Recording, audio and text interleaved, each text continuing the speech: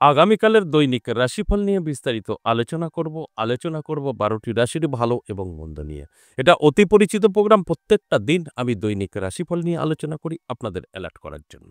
আগামীকাল ১৫ সেপ্টেম্বর সোমবার, অষ্টমী তিথি, মৃগশিরা নক্ষত্র, অশ্বিক যোগ ও জন্মরাশি মিথুন। এবার ১২টি রাশিকে নিয়ে বিস্তারিত আলোচনা করব। কোন কোন দিক থেকে ভীষণ ভালো সময় থাকবে, কোন কোন দিক থেকে আপনাদের সতর্ক থাকতে হবে। কারণ একটা কথা আমি রোজ বলি, ১২টি রাশিরই কখনো ভালো থাকতে পারে না, আবার ১২টি রাশিরই খারাপ থাকতে পারে না। খারাপ থাকবে, ভালো থাকবে, এটাই হচ্ছে আমাদের সমাজ বা মানব জীবন। কারণ সমানভাবে কারো চলতে পারে না। তাই আমি প্রত্যেকটা দিন রাশি ধরে, ধরে বলার চেষ্টা করি। আপনাদের আগাম জানানোর চেষ্টা করি। সেইভাবে যদি চলতে পারেন তাহলে অবশ্যই ভালো থাকতে পারবেন। আপনার খারাপ বলি আর ভালো বলি, আপনি ভালো করে নিতে পারবেন। এটাই হচ্ছে মজা আগে থেকে জানলে। ধরুন আপনি জানলেন আপনার বিপদ আছে।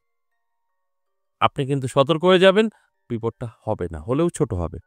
এটাই হচ্ছে আগে থেকে জানার মজা। আর আমি সেটাই চেষ্টা করি আপনাদের আগাম জানানোর।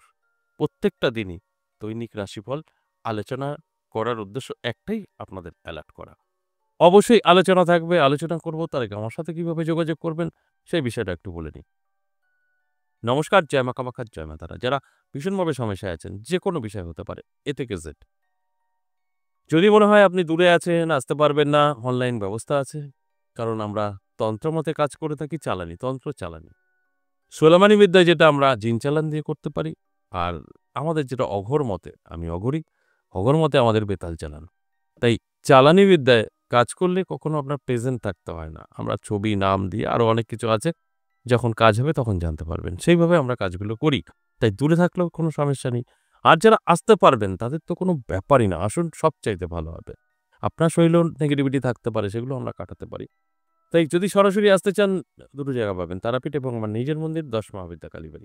১০ মহাবিদ্যা কালীবাড়ি প্রত্যেক সপ্তাহে ৩ দিন পাবেন, সোমবার, মঙ্গলবার, বুধবার। তারাপীঠ পাবেন ইংরেজি মাসের শুরু এবং শেষ। সেটা অবশ্যই কলিং নাম্বার আছে, জেনে নেবেন। যারা সরাসরি আসতে চাইছেন, কল করবেন। এই হোয়াটসঅ্যাপ নাম্বারটা ব্যবহার করবেন না। এখানে দুটো নাম্বার আছে। হোয়াটসঅ্যাপ নাম্বার বহু পুরনো। হোয়াটসঅ্যাপ নাম্বার তারাই ব্যবহার করবেন যারা আসতে পারবেন না। অনলাইন মানে অনেক দূরে আছেন, আপনার আসার মতন পরিস্থিতি নেই। অনলাইনে আপনি কাজ করাতে চাইছেন, হোয়াটসঅ্যাপ নাম্বারটা আপনি অবশ্যই লোড করুন। আর আপনি আসবেন, হোয়াটসঅ্যাপ নাম্বার আপনার প্রয়োজন নেই। কলিং নাম্বারটা লোড করুন। কল করবেন, আপনাকে রিসিভ করবে, বিস্তারিত জানাবে এবং আপনাকে সম্পূর্ণ গাইড করবে। কিন্তু আরেকটা কথা বলি, কল করে আপনারা আপনাদের সমস্যার কথা বলতে যাবেন না। আমার এই হয়েছে, আমার রাশি কি, লগ্ন কি? কারণ যারা কল রিসিভ করে, আপনাদের মনে হয় যে আমি রিসিভ করি, অনেকেরই মনে হয়। তারা ভুল করছেন। আমার খাওয়ার টাইম নেই, ঘুমানোর টাইম নেই। কারণ আমি অ্যাস্ট্রোলজির মধ্যে সীমাবদ্ধ নই। আমি হচ্ছে অঘোরী। অঘোরী সবাই বোঝে না। যারা বোঝে তারা জানে। অঘোরের কাজই হচ্ছে শ্মশান, ক্রিয়া, আমাদের সাধনা। সময় নেই। ফোন রিসিভ করার মতো মানসিকতাও নেই, সময়ও নেই। এই ফোনগুলো আমাদের অ্যাসিস্ট্যান্ট আছে, তারা রিসিভ করে। অনেকেই ভাবে হয়তো আমার সাথেই কথা বলছে। ভুল কিন্তু। তাদের কাছে কোনো প্রশ্ন করে উত্তর পাবেন না। কারণ তারা যখন আপনার প্রশ্নের উত্তর দিতে পারবে, ফলটা রিসিভ করবে না, তখন তারা অ্যাস্ট্রোলজার বা তান্ত্রিক হয়ে যাবে। তাই তাদের শুধু আপনাকে সম্পূর্ণ গাইড করার জন্যই দায়িত্ব দেওয়া। তাই যদি মনে হয় আপনি সরাসরি আসবেন, কল করবেন, আপনাকে গাইড করে নেবে, কলটা রিসিভ করবে। আর যারা অনলাইন কাজ করাতে চাইছেন, তারা অবশ্যই হোয়াটসঅ্যাপ নাম্বারটা ব্যবহার করবেন। লিখে বা ভয়েসে যে আমি এই সমস্যায় পড়েছি, কি করা যায়? আরেকটা কথা বলি, সবসময় আমি বলি, যদি আপনি জেনে বুঝে প্রবেশ করতে পারেন, এটা পে সার্ভিস। অনেকে বলবেন আমরা পড়াশোনা জানি না। এই যে ভয়েসটা তো কানে শুনতে পাচ্ছেন, পড়াশোনার প্রয়োজন হয় না। তাই জেনে শুনে প্রবেশ করবেন। ফ্রিতে আমার এখানে কোনো কিছু হয় না। এটা পে সার্ভিস। তাই পে সার্ভিস যেখানে, সেখানে হোয়াটসঅ্যাপে ঢুকবেন, পরে যখনই পে সার্ভিস বলা হবে, তখন বলবেন, "আগে বলেননি তো।" ওইসব গল্প চলবে না। আমি সবসময় বলি, আগে পিছে নয়। আমি যেদিন থেকে এই সোশ্যাল মিডিয়ায় আছি, সেদিন থেকেই বলি। এখানে ফ্রি কিছু হয় না, পে সার্ভিস। এখানে পটানো বোঝানোর কিছু নেই। ভালো লাগবে, আসবেন, বিপদে আছেন, আসবেন, বার করার চেষ্টা করব। ভালো আছেন, এই লাইনে আসবেন না, যোগাযোগই করবেন না। ভালো আছেন তো। এবার আসুন, আজকের যে মূল আলোচনা, দৈনিক রাশিফল আমি রাশি ধরে ধরে বলব এক একটা করে। দেখুন এর মধ্যে যদি আপনার রাশি থেকে থাকে, আমি ভালো বলছি কি খারাপ বলছি সেটাকে কন্ট্রোল করার দায়িত্ব আপনার। ভালো বলছি তো আপনি খুব দ্রুতগতিতে জীবনে এপ্লাই করতে পারবেন। খারাপ বলছি আপনাকে নিয়ে, আপনি সেটা কাটাতে পারবেন। সতর্ক থাকবেন, ওটাকে কন্ট্রোল করতে পারবেন। প্রথমে আমি মেষ রাশির কথা বলব, সাবধান থাকবেন। মেষ রাশির জন্য খুব একটা ভালো সময় নয়। টেনশন, দুশ্চিন্তা, আর্থিক দিক থেকে পিছিয়ে পড়ার সম্ভাবনা থাকছে। শত্রু দ্বারা ক্ষতির সম্ভাবনা। তাই অবশ্যই অ্যালার্ট থাকুন। দেখবেন আপনি নিজেই বুঝতে পারবেন, মানুষকে চিনতে পারবেন। অ্যালার্ট করাটাই হচ্ছে আমার কাজে। এবার দায়িত্ব আপনার। বৃষ রাশির ক্ষেত্রে বলব শুভ। বৃষ রাশির জাতক জাতিকাদের কিন্তু যেকোনো জায়গা থেকে অর্থ কিছু আপনার হাতে এসে ধরা দিতে পারে। পেনশন থেকে মুক্তি পেতে পারেন। আপনার যেকোনো জায়গা হোক না কেন, শুভ কোনো খবর পেতে পারেন। সেটা আপনার অফিসের থেকে হতে পারে, বাড়ি থেকে হতে পারে, বন্ধু, ব্যবসা যেকোনো জায়গা থেকে হতে পারে। এটা কিন্তু পজিটিভ। তাই অ্যালার্ট থাকুন, চোখ কান খোলা রাখুন, দেখবেন আমি যে কথাগুলো বলছি আপনি কিন্তু মিলিয়ে নিতে পারবেন। মিথুন রাশির ক্ষেত্রেও বলব শুভ। মিথুন রাশির জাতক জাতিকাদের ইনকাম কিছু বৃদ্ধি পাবে। আপনার ইনকাম যাই থাকুক না কেন, কিছু হলেও আপনার বৃদ্ধি পাবে। এটা অবশ্যই ধরে রাখার দায়িত্ব আপনার। আপনি যদি সঠিকভাবে সময়টা কাজে লাগাতে পারেন, অর্থটা ধরে রাখতে পারেন, আপনার জীবনের উন্নতি আপনি করতে পারবেন। এরপর সিংহ রাশির কথা বলব, কর্কট রাশির কথা বলব। কর্কট রাশির জাতক জাতিকাদেরও কিন্তু একটু হিসাব করে চলতে হবে। সবকিছু ঠিকঠাক থাকলেও স্বাস্থ্য আপনার সাথ দেবে না। স্বাস্থ্য নিয়ে কিছু সমস্যা আসতে পারে। তাছাড়া আর্থিক দিক থেকে অনেকটা ভালো থাকবেন।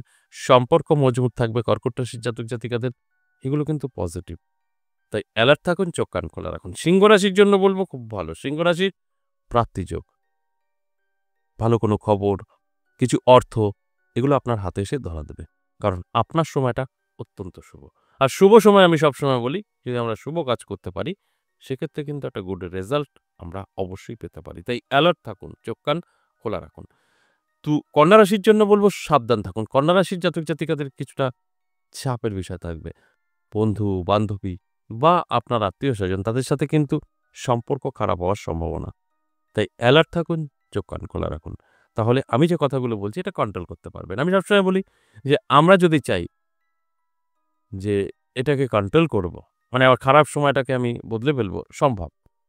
তাই অ্যালার্ট থাকুন, দেখবেন এগুলো আপনি কন্ট্রোল করতে পারবেন। তুলা রাশির ক্ষেত্রে বলব ভীষণ শুভ। তুলা রাশির জাতক জাতিকাদের কিন্তু ভাগ্যও বদলাতে পারে। হঠাৎ করেই দেখবেন নতুন কোনো কিছু আপনার জীবনে প্রবেশ করতে পারে। সেটা চাকরির ক্ষেত্রে হতে পারে, ব্যবসার ক্ষেত্রে হতে পারে, সম্পর্কর ক্ষেত্রে হতে পারে। তাই আপনার অ্যালার্ট থাকাটা অবশ্যই জরুরি। অ্যালার্ট থাকবে তবে তো আপনি বুঝতে পারবেন যে কি হচ্ছে আপনার সাথে। তাই অ্যালার্ট থাকাটা কিন্তু অবশ্যই প্রয়োজন। এরপর বৃশ্চিক রাশি। বৃশ্চিক রাশির জাতক জাতিকাদের সাবধান থাকতে হবে। কোন দিক থেকে? স্বাস্থ্য। স্বাস্থ্য আপনার সাথ দেবে না। হঠাৎ করেই দেখবেন স্বাস্থ্যের প্রবলেম আসতে পারে। আর স্বাস্থ্যের প্রবলেম আসলে তো অবশ্যই আর্থিক ক্ষতির সম্ভাবনা থাকেই। তাই আমি বলব শরীরের যত্ন নিন, রিচ খাবার থেকে দূরে থাকুন, অনেকটাই ভালো থাকতে পারবেন। তাছাড়া কিন্তু আপনার কিছু সমস্যাও হলেও কিন্তু হতে পারে আপনার, কারণ নানা দিক থেকে কিন্তু আপনি স্বাস্থ্যের দিক থেকে পিছিয়ে পড়তে পারেন। সেটা শারীরিক এবং মানসিক দুটোর কোনো একটি আপনার কিন্তু সময় নষ্ট করতে পারে। তাই অ্যালার্ট থাকুন। এরপর ধনুরাশি। ধনুরাশির জাতক জাতিকাদের শুভ সময় থাকবে। নানা দিক থেকে কিন্তু আপনি সুযোগ পাবেন। নানা দিক থেকে আপনার কিন্তু যোগাযোগ তৈরি হবে। যে যোগাযোগটা আপনার ভাগ্যের পরিবর্তন ঘটাতে পারে। তাই আমি বলব অবশ্যই চোখ কান খোলা রাখতে পারেন, অ্যালার্ট থাকতে পারেন। এগুলো সবটাই আপনি কন্ট্রোল করতে পারবেন। এরপর মকর রাশি। মকর রাশির জাতক জাতিকাদেরও কিন্তু যথেষ্ট শুভ সময় থাকবে। আপনি যদি কোনো কিছু গচ্ছিত করেছিলেন, অর্থাৎ কোনো জায়গায় টাকা ইনভেস্ট করেছিলেন, মার চলে গেছে। সেই জায়গা থেকে কিন্তু আপনার রিকভারি হতে পারে, আপনার কিছু অর্থ হাতে এসে ধরা দিতে পারে। সেটা হতে পারে আপনার পরিশ্রম, যেটা বললাম, সঞ্চিত অর্থ বা আপনার ফাটকা থেকে। তাই চোখ কান খোলা রাখতে হবে, অ্যালার্ট থাকতে হবে এবং যে আমি কথাগুলো বললাম এগুলো আপনার সঙ্গে মিলিয়ে নিতে হবে এপ্লাই করে। অবশ্যই এটা আপনারই করতে হবে। তাই অ্যালার্ট থাকুন, চোখ কান খোলা রাখুন। এরপর আমি বলব অবশ্যই কুম্ভ রাশির কথা। কুম্ভ রাশির জাতক জাতিকাদের কিন্তু অবশ্যই আপনাদের সময়টা অত্যন্ত শুভ থাকবে। এই শুভ সময়টা শুভ কাজে ব্যবহার করতে হবে। তাহলে কিন্তু আপনি উপলব্ধি করতে পারবেন যে আপনার জীবনের যে পরিবর্তন সেটা আপনার হাতেই আছে এবং আপনি চাইলেই করতে পারেন। কারণ সময়টা ভালো থাকছে।